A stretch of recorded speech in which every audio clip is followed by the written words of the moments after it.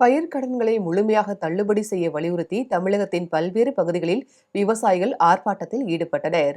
நாமக்கல் மாவட்டம் இலுப்புலி கூட்டுறவு வேளாண் கடன் சங்கம் முன்பு பயிர்க்கடன்களை முழுமையாக தள்ளுபடி செய்ய வலியுறுத்தி விவசாய சங்கத்தினர் ஆர்ப்பாட்டத்தில் ஈடுபட்டனர். இதில் ஏராளமான விவசாயிகள் கலந்து கொண்டு கைகளில் கருகிய சோளம் மற்றும் கடலை பயிர்களை ஏந்தியபடி முழக்கங்களை எழுப்பினர்.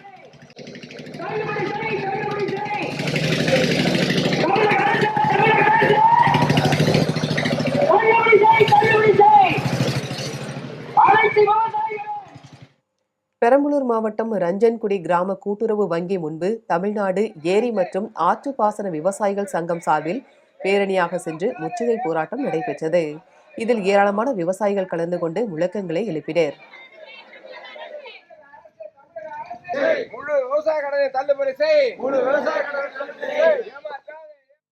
நீங்க தேர்தலின் போது 2026 சட்டமன்ற தேர்தலின் போது நீங்க விவசாய கடனை நாங்க 100% தள்ளுபடி பண்ணுவோம் ஆட்சிக்கு வந்தா அப்படின்னு சொன்னீங்க.